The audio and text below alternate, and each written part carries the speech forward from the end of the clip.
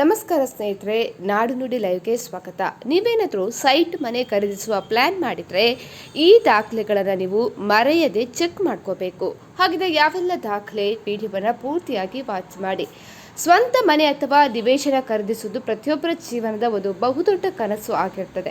ಆದರೆ ಆಸ್ತಿ ಖರೀದಿಸುವ ಅವಸರದಲ್ಲಿ ಸರಿಯಾದ ಮುನ್ನೆಚ್ಚರಿಕೆ ವಹಿಸದಿದ್ದರೆ ಕಷ್ಟಪಟ್ಟು ಸಂಪಾದಿಸಿದ ಹಣ ಕೈಬಿಟ್ಟು ಹೋಗುವುದಲ್ಲದೆ ಕಾನೂನು ಸಂಕಷ್ಟಗಳಿಗೂ ಸಿಲುಕುವ ಸಾಧ್ಯತೆ ಇರ್ತದೆ. ಆದ್ದರಿಂದ ರಿಯಲ್ ಎಸ್ಟೇಟ್ ವ್ಯವಹಾರ ಮಾಡುವ ಮುನ್ನ ಕೆಲವೊಂದಿಷ್ಟು ಅಂಶಗಳನ್ನು ನೀವು ಪರಿಶೀಲನೆ ಮಾಡಬೇಕಾಗುತ್ತೆ. ಮೊದಲನೇದಾಗಿ ಡಿಸಿ ಕನ್ವರ್ಷನ್. ನೀವು ಖರೀದಿ ಮಾಡ್ತಾ ಇರುವ ಜಾಗ ಕೃಷಿ ಭೂಮಿಯಾಗಿದ್ದು ಅಲ್ಲಿ ಮನೆಯನ್ನು ನಿರ್ಮಿಸೋದಕ್ಕೆ ಉದ್ದೇಶಿಸಿದರೆ ಆ ಭೂಮಿ ಕೃಷಿಯೇತರ ಉದ್ದೇಶಕ್ಕೆ ಬಳಕೆಯಾಗಲು ಜಿಲ್ಲಾಧಿಕಾರಿಗಳಿಂದ ಅನುಮತಿ ಪಡೆದಿದೆಯಾ ಅಂತ ಹೇಳಿ ಖಚಿತಪಡಿಕೊಳ್ಳಿ. ಎರಡನೇದಾಗಿ ಖಾತಾ ಮತ್ತು ಕಂದಾಯ ದಾಖಲೆಗಳು. ಮನೆ ಅಥವಾ ನಿವೇಶನಕ್ಕೆ ಸಂಬಂಧಿಸಿದಂತೆ ಸರಿಯಾದ ಖಾತಾ ಇರಬೇಕು ಮತ್ತು ಆ ಆಸ್ತಿಗೆ ಸಂಬಂಧಿಸಿದ ಕಂದಾಯವನ್ನು ಕಾಲಕಾಲಕ್ಕೆ ಪಾವತಿ ಮಾಡಲಾಗ್ತಾ ಇದೆಯಾ ಅಂತ ಹೇಳಿ ಪರಿಶೀಲನೆ ಮಾಡಬೇಕಾಗುತ್ತೆ.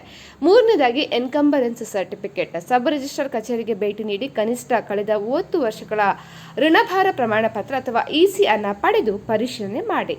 ನಾಲ್ಕನೇದಾಗಿ ಮೂಲ ಸೌಕರ್ಯಗಳ ಲಭ್ಯತೆ. ಬಡಾವಣೆಯಲ್ಲಿ ರಸ್ತೆ, ಕುಡಿಯುವ ನೀರು, ಒಳಚರಂಡಿ ವ್ಯವಸ್ಥೆ ಮತ್ತು ಬೀದಿ ದೀಪಗಳಂತಹ ಮೂಲಭೂತ ಸೌಕರ್ಯಗಳು ಸಮರ್ಪಕವಾಗಿದೆಯಾ ಅಂತ ಹೇಳಿ ಗಮನಿಸಿ. ಐದನೇದಾಗಿ ಆಸ್ತಿ ಪತ್ರಗಳ ಕಾನೂನು ಪರಿಶೀಲನೆ. ಯಾವುದೇ ಒಪ್ಪಂದಕ್ಕೆ ಸಹಿ ಹಾಕುವ ಮುನ್ನ ನುರಿತ ವಕೀಲರ ಬಳಿ ಆಸ್ತಿ ಪತ್ರಗಳನ್ನು ತೋರಿಸಿ ಕಾನೂನುಬದ್ಧವಾಗಿ ಸರಿ ಇದೆಯಾ ಅಂತ ಹೇಳಿ ಪರಿಶೀಲನೆ ಮಾಡಿಕೊಳ್ಳಿ. ಆರನೇದಾಗಿ ರೇರಾ ಮಾನ್ಯತೆ. ಹೊಸ ಲೇಔಟ್ ಅಥವಾ ಅಪಾರ್ಟ್ಮೆಂಟ್ಗಳಲ್ಲಿ ಆಸ್ತಿ ಖರೀದಿಸಿದ್ರೆ ಆ ಪ್ರಾಜೆಕ್ಟ್ ರೇರಾ ಅಥವಾ ಸಂಬಂಧಪಟ್ಟ ಸ್ಥಳೀಯ ಪ್ರಾಧಿಕಾರಗಳಿಂದ ಅಧಿಕೃತ ಮಾನ್ಯತೆ ಪಡೆದಿದೆಯಾ ಅಂತ ಹೇಳಿ ಗಮನಿಸಿ. ಇನ್ನು ಬಿಲ್ಡಿಂಗ್ ಫಾರ್ಮಿಟ್ ಮತ್ತು ಪೋಸೆ. ಕಟ್ಟಡ ಅಥವಾ ಅಪಾರ್ಟ್ಮೆಂಟ್ ಖರೀದಿಸುವಾಗ ಸ್ಥಳೀಯ ಸಂಸ್ಥೆಗಳಿಂದ ಬಿಲ್ಡಿಂಗ್ ಫಾರ್ಮಿಟ್ ಮತ್ತು ಕಾಮಗಾರಿ ಮುಗಿದ ನಂತರ ನೀಡುವ ಆಕ್ಯುಪೆನ್ಸಿ ಸರ್ಟಿಫಿಕೇಟ್ ಪಡೆದಿರುವುದನ್ನು ದೃಢಪಡಿಸಿಕೊಳ್ಳಿ.